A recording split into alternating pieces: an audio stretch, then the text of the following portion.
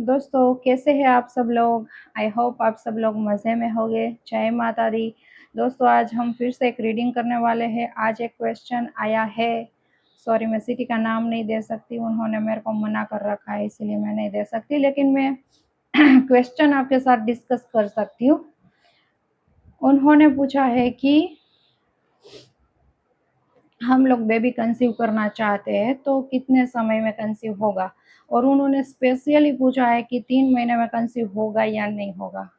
तो आज हम एंजल से पूछेंगे कि बेबी कब कंसीव होगा। ठीक है, please my dear angel, please give me right answer, please give me right answer. मेरे मुंह से ऐसी ही वाणी निकालना जिससे लोगों का भला हो, उसको सही सही मार्गदर्शन मिले, उसकी लाइफ में अच्छा हो। ठीक है, please give me angel right answer. उन्होंने पूछा है कि क्या वो बेबी कंसीव 3 महीने में कर सकते हैं या नहीं कर सकते, होगा या नहीं होगा, ये पूछा है स्पेशली। तो प्लीज़ आप आज हम उसका जवाब जानने की कोशिश कर रहे हैं। प्लीज़ हमें सही सही गाइडेंस दीजिएगा प्लीज़।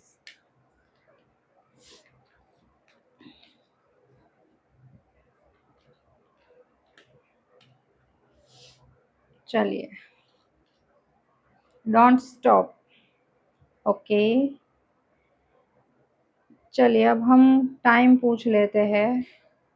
ये टाइमिंग के कार्ड है तो हम पूछ लेते हैं कि क्या कब होगा।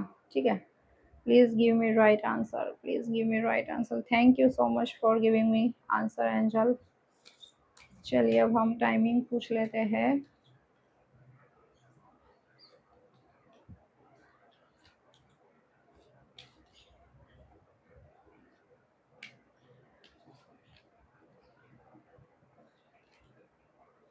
A year from now. ठीक है, आज से 1 साल। अ ईयर फ्रॉम नाउ, अभी से 1 साल। ठीक है ठीक है, thank you my dear angel, thank you my dear angel. और हम स्पेशल मैसेज पूछ लेते हैं कि इससे अधिक एंजल हमें क्या कहना चाहते हैं, उसका कोई स्पेशल मैसेज हमारे लिए है या नहीं है, अगर है तो क्या मैसेज है। ठीक है, अब हम मैसेज पूछेंगे, स्पेशल मैसेज।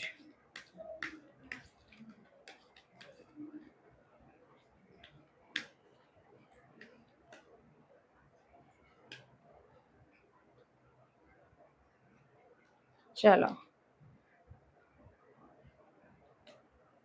Late go. ठीक है,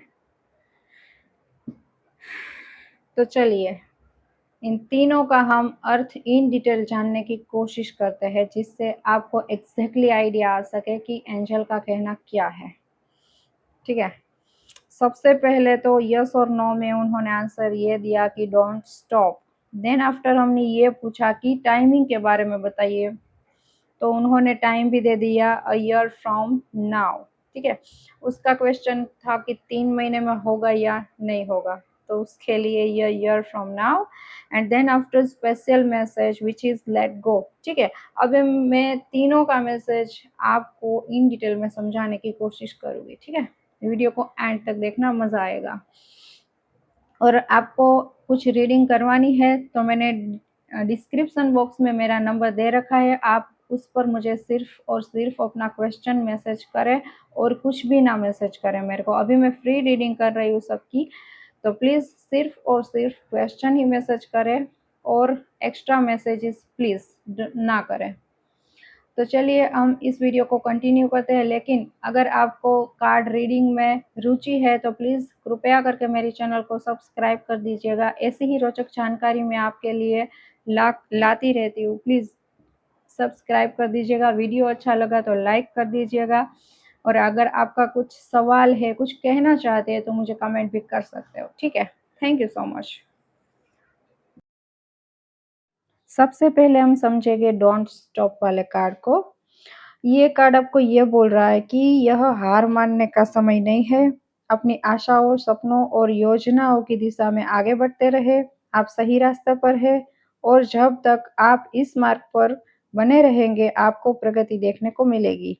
यह बहुत ही महत्वपूर्ण है कि आप अपनी जगह पर डटे रहें और खुद पर विश्वास रखें। दूसरों को डरा-धमका कर आपको पीछे हटने पर मजबूर न करने दें। यह बहुत ही स्ट्रॉन्ग पॉजिटिव संकेत देता है। इसका मतलब है कि आप जिस चीज़ के लिए मेहनत कर रहे हो, चाहे वो सपना हो, रिलेशनशिप हो या बेबी कंसीव करना हो, उसमें रुकना नहीं है बल्कि सही दिशा में लगातार आगे बढ़ते रहना है। अब इस डिटेल को आसान भाषा में समझते हैं। इस कार्ड का असली संकेत है कि आप सही रास्ते पर हैं। कई बार हमें लगता है कि शायद मैं गलत कर रहा हूँ, इतना टाइम हो गया, अभी तक रिजल्ट नहीं है। तो यह कार्ड साफ कहता है कि आप गलत नहीं हो, बस प्रोसेस चल रहा है। बीच में हार मत मानो। जब रिजल्ट देर से आता है तो मन करता है कि छोड़ दूँ, ब्रेक ले लूँ, उम्मीद खत्म कर दूँ। लेकिन यही वो समय है जब आपको रुकना नहीं चाहिए। सक्सेस या रिजल्ट अक्सर लास्ट मोमेंट पर आता है, जब लोग हार मान लेते हैं। खुद पर भरोसा रखो। दूसरे लोग कह सकते हैं कि ये नहीं होगा, इतना ट्राई क्यों कर रहे हो, कुछ और सोचो।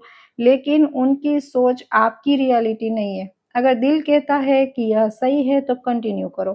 फ़ियर से बाहर आओ। कभी-कभी हम डर जाते हैं, फेल्योर का डर, सोसाइटी क्या कहेगी, पास्ट एक्सपीरियंस, ठीक है?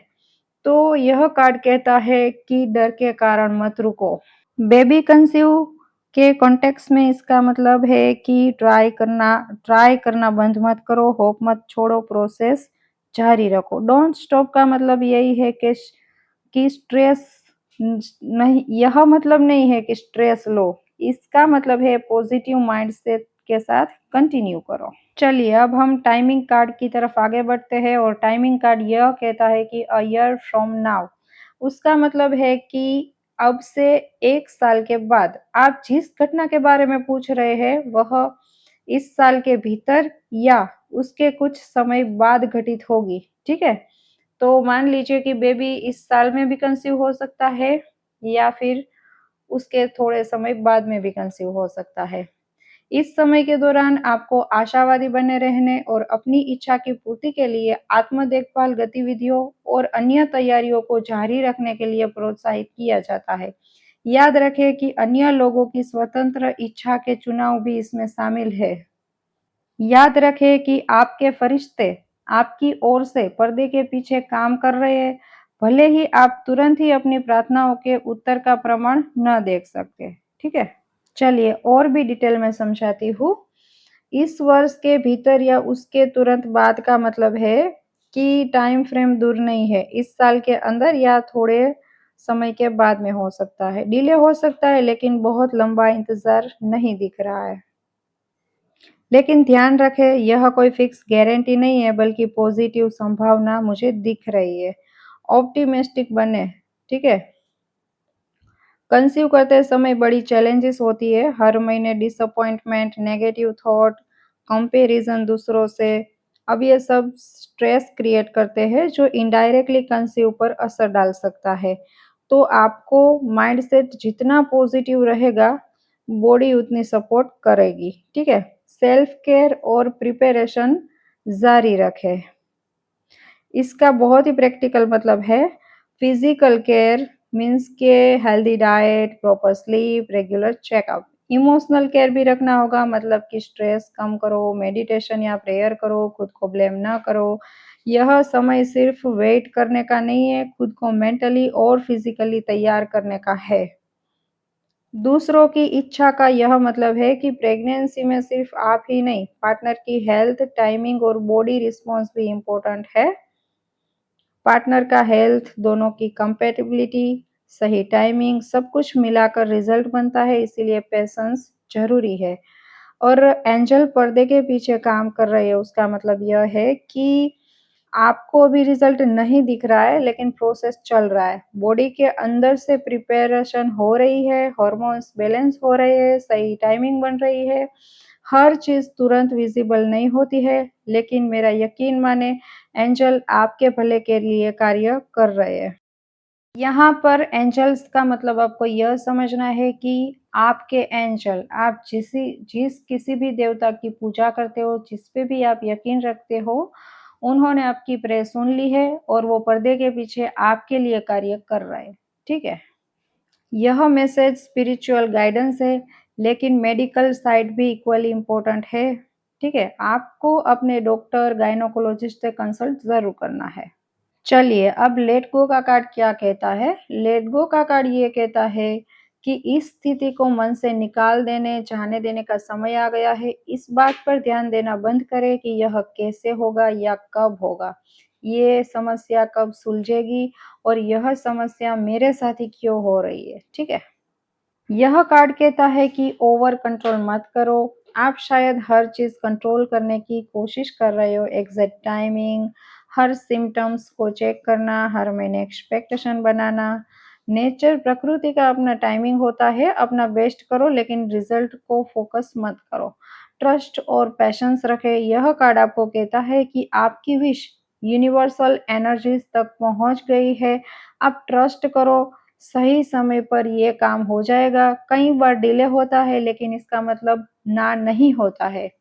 इमोशनल ब्लॉकेज को हटाओ। कभी-कभी अंदर डर, फ़ियर, पास्ट डिसअपॉइंटमेंट, एंग्ज़ायटी ये सभी कॉन्सिव प्रोसेस को इनडायरेक्टली अफ़ेक्ट करती है, ठीक है? तो लेट गो का मतलब ये है कि इन इमोशंस को छोड़ दो आप। आपको प्रैक्टिकली क्या करना है? हेल्दी लाइफ़स्टाइल मेंटेन करें, डॉक्टर की एडवाइस फ़ॉलो करें, स्ट्रेस कम करने के लिए meditation, positive thinking, light exercise करें, रिलेशनशिप्स को एन्जॉय करें, सिर्फ बेबी गोल पर फोकस मत करें और थोड़ा-सा सच भी समझें। यह कार्ड आपको स्पिरिचुअल गाइडेंस देता है, लेकिन मेडिकल साइड को इग्नोर नहीं करना है। यह कार्ड आपको यह कहता है कि अगर लंबे समय से आप ट्राई कर रहे हो, कोई हेल्थ इश्यू है, तो डॉक्टर से कंसल्ट अवश्य करें, ठीक है? तो ये थी आपके क्वेश्चन की इन डिटेल मीनिंग। आपको कैसा लगा? Let me know in the comment section. उन्होंने 2 क्वेश्चन पूछे हैं, अब हम दूसरे क्वेश्चन की ओर बढ़ते हैं। उन्होंने पूछा है कि मेरा पेमेंट एक जगह से आने वाला है और बहुत ही लार्ज अमाउंट है, ठीक है? करोड़ों में है। तो क्या वो पेमेंट मुझे मिल सकता है या नहीं है? वो जानना चाहते कि वो पेमेंट आएगा या नहीं आएगा, ठीक है?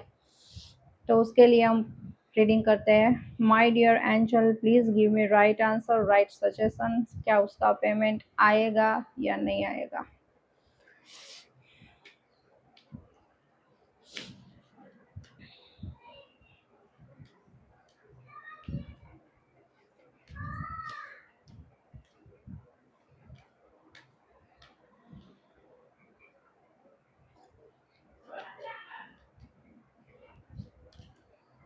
नो। सीधा-सीधा आंसर उन्होंने बता दिया है नो। तो आगे हमें कुछ पूछने की ज़रूरत ही नहीं है। तो आपका वो पेमेंट नहीं आने वाला है। एंजल्स आपको ये बोल रहे हैं कि कोई बात नहीं, पेमेंट ना आए तो आपको चिंता करने की ज़रूरत नहीं है, क्योंकि जैसे-जैसे समय बीतता जाएगा, आप देखेंगे कि यह सही उत्तर क्यों था, ठीक है? आपको इसका रीज़न पता चलेगा कि वो पेमेंट क्यों नहीं आया। आपको टेंशन लेने की कोई ज़रूरत नहीं है। अगर आपको ये वीडियो अच्छा लगता है तो प्लीज़ वीडियो को लाइक कर देना, चैनल को सब्सक्राइब कर देना, क्योंकि ऐसी ही रोचक जानकारी मैं आपके लिए लाती रहती हूँ। और अगर आपका कुछ क्वेश्चन है तो प्लीज़ मुझे मैसेज करना, व्हाट्सएप पे मैसेज करना। डिस्क्रिप्शन बॉक्स में मैंने अपना व्हाट्सएप नंबर दे रखा है। कोई और बातें मत करना, सिर्फ़ और सिर्फ़ क्वेश्चन ही करना। अभी मैं फ्री रीडिंग कर रही हूँ, तो आपके लिए भी मैं रीडिंग कर सकती हूँ, आपको मैं सही मार्गदर्शन दे सकती हूँ, क्योंकि मैं लास्ट 8 ईयर्स से एंजेलिक जर्नी में हूँ। एंजल ने मुझे आज तक सही-सही मार्गदर्शन दिया है, तो मेरे एंजल आपके लिए भी सही-सही मार्गदर्शन देंगे, ऐसी मुझे आशा है। तो प्लीज़ अगर आपको मेरे पे विश्वास है, तो अपना क्वेश्चन मुझे पूछ सकते हैं और मेरे से मार्गदर्शन ले सकते हैं, अपनी समस्या का समाधान आप ढूँढ सकते हैं, ठीक है? अगर आपको ये वीडियो अच्छा लगता है तो वीडियो को लाइक कर देना, चैनल को सब्सक्राइब कर देना, अपने दोस्तों और ज़रूरियातमंद लोगों के साथ शेयर भी कर देना और कुछ कहना चाहते हो तो कमेंट अवश्य करना और दूसरे वीडियो भी देख लेना। दूसरे वीडियो में भी मैंने रीडिंग्स किए हुए हैं, ठीक है? Thank you so much. जय माता दी।